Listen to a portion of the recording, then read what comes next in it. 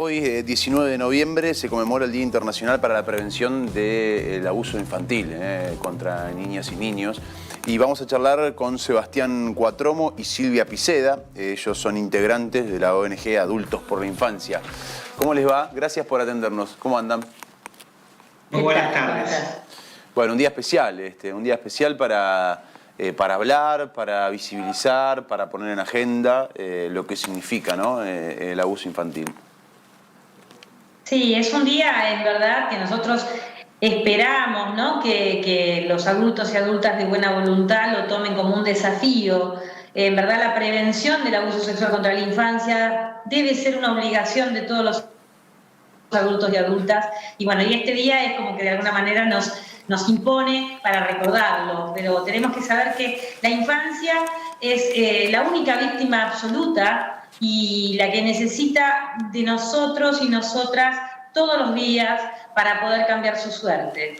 Así que bueno, nosotros en verdad hacemos este esfuerzo de tratar de decir todo el tiempo y de recordarle a otros adultos y adultas que las infancias, si no hacemos algo los adultos para cambiar la realidad, la infancia es el lugar más desprotegido y puede ser el lugar más triste y solitario, a pesar de que tenemos una sociedad que vive diciendo que amamos a los niños, los queremos, los protegemos, todo por la infancia, pero lo real es que nos olvidamos bastante de los sufrimientos que lleva acarreado el ser tan vulnerable en una sociedad tan injusta. Y también el pensar que esos niños, para los niños los adultos son el modelo a seguir, son los héroes, son en quienes esperan la protección, la confianza, el acompañamiento. También a veces son los que abusan de esos niños, ¿no? Con todo lo que eso significa, ¿no? Sí, recordemos que según una campaña pública del Consejo de Europa, el delito de abuso sexual contra la infancia es algo que sufren nada menos que 1 de cada 5 niñas, niños y adolescentes. De cada 10, 2, y de esos 2, 1 o 1 de manera incestuosa a nivel intrafamiliar en todos los sectores sociales. Estamos hablando del 20% de la población. Una locura. Y en nuestro colectivo de Adultos por los Derechos de la Infancia, con nuestra recorrida desde hace años por todo el país, nosotros y nosotras somos personas adultas que fuimos víctimas de abuso en nuestras infancias y personas adultas que en el presente acompañamos a niñas y niños víctimas de este delito. Y en esta práctica pública de tantos años por todo el país, damos cuenta de esta masividad, de este 1 de cada 5, del cual habla esta campaña pública del Consejo de Europa. Cuéntenos cómo nace la ONG, cómo es la historia de ustedes, cómo se conocen y cómo empieza esta campaña que llevan adelante con tanta fuerza, tanto ímpetu.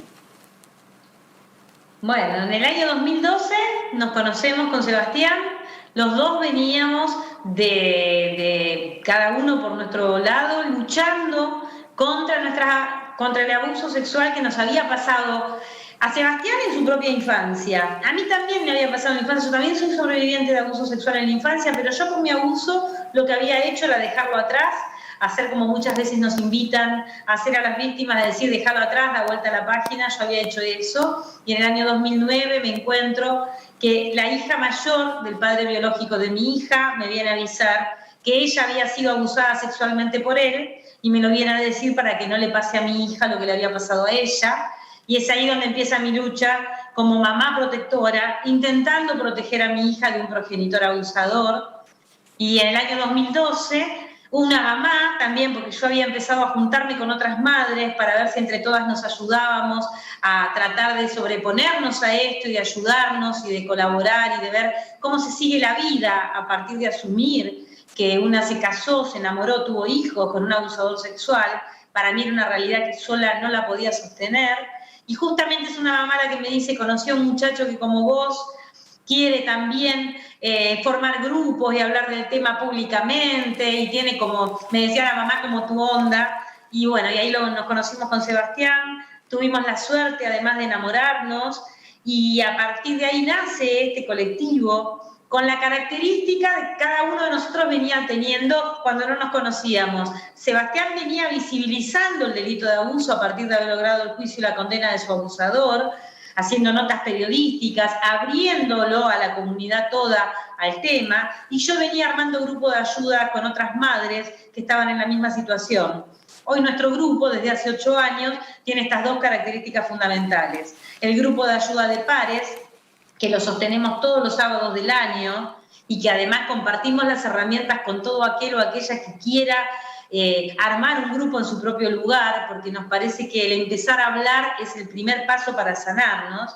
Y lo otro es la visibilización pública, que es lo que nos lleva hoy a estar acá con ustedes, y de hecho haber recorrido hasta antes de la pandemia más de 190.000 kilómetros de nuestro país, y además de hacer ahora y siempre haciendo notas periodísticas por todos los medios y con todas las personas que se contactan, porque también nos parece fundamental romper con el silencio y con el aislamiento que también ha manejado el abuso sexual, mientras hay toda una sociedad adulta que está jugando de alguna manera a hacer como que esto no existe, cuando, como decía Sebastián, sabemos que de cada 10 personas, 2 han sufrido abuso sexual y una de ellas es de manera incestuosa.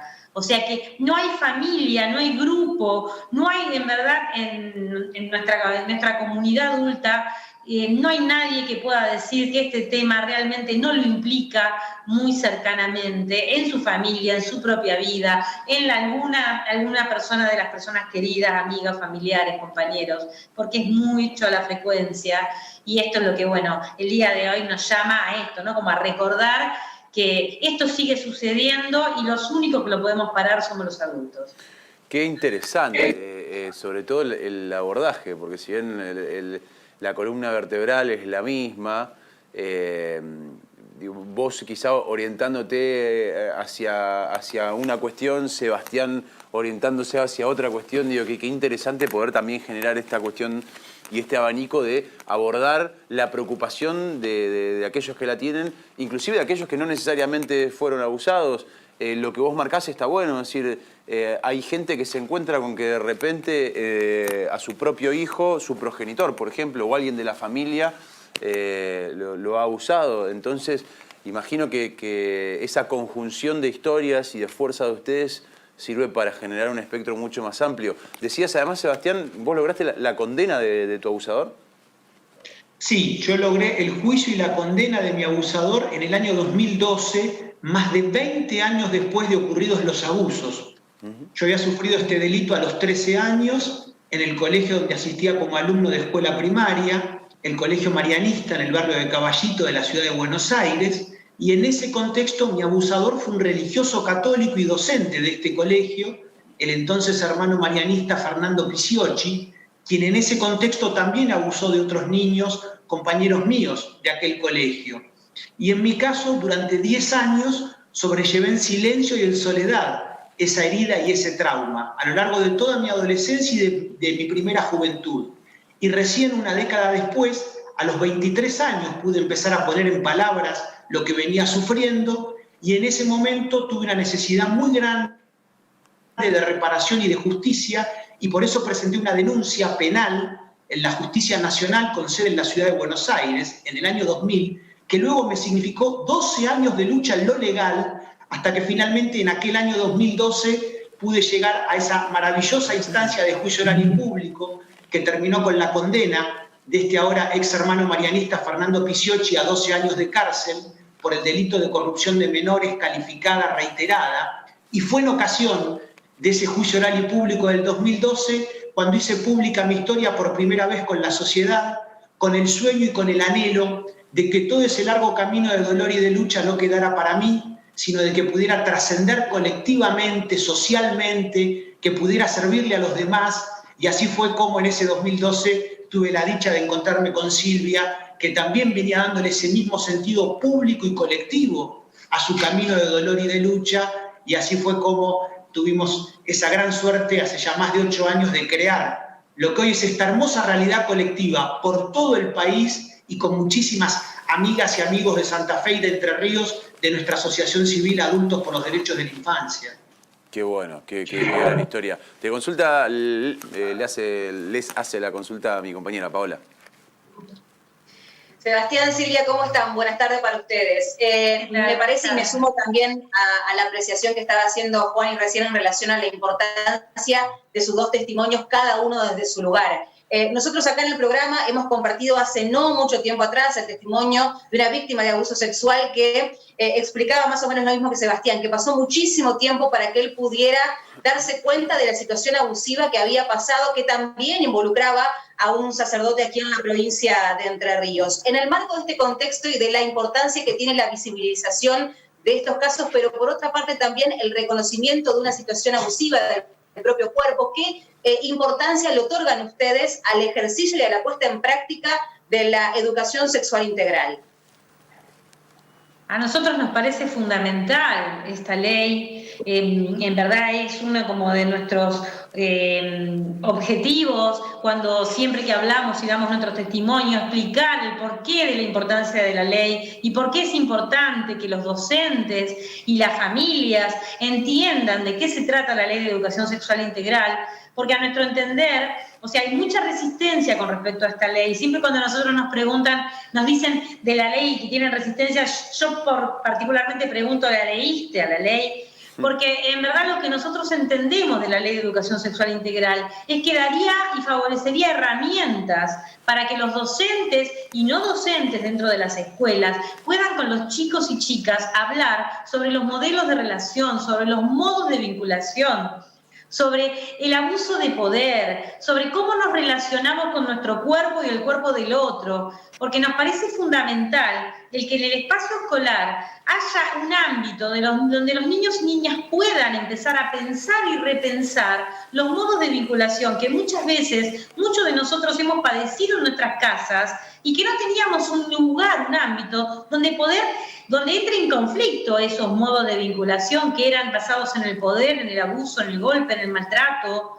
Y esto nos parece fundamental y por eso nosotros insistimos tanto y nos parece y no tenemos ninguna duda de que si en verdad la Ley de Educación Sexual Integral estuviera circulando en las escuelas como debe, el abuso intrafamiliar y los malos tratos que sufren los niños y niñas dentro de sus hogares estaría mucho más expuesto, habría mucha más denuncia y en verdad habría mucha más posibilidad de que los niños y niñas pudieran pedir ayuda y tener adultos preparados para responder a esa demanda y a ese pedido de ayuda. O sea que no nos cabe duda que esta ley es otra de las grandes deudas que tenemos los adultos con la realidad de la infancia. Dale, Pau. Preguntar también respecto de qué consideran ustedes en relación a la celeridad o no de las causas que se están investigando en la provincia de Santa Fe, en la provincia de Entre Ríos, respecto de abuso sexual infantil. Esto se los pregunto a instancias de comentar que no hace mucho tiempo atrás, hace algunas semanas, hubo una gran movilización de madres y padres exigiendo justicia precisamente por causas que están dormidas, por plantearlo de alguna manera, y que se están esperando hace años una resolución en este sentido. ¿Qué consideración pueden hacer en relación a la extensión de determinadas causas por este tipo de delitos? Bueno, ahí es bueno recordar que según sostienen especialistas, el abuso sexual contra la infancia está considerado al día de hoy como el delito más impune de la tierra. Se sostiene que menos de un 10% de los abusos que suceden llegan a conocimiento del Poder Judicial. Y dentro de ese acotado universo, solo un abuso termina con el juicio y la condena de su autor o autora. Vale decir que de cada 1000 abusos que suceden, 999 están quedando impunes.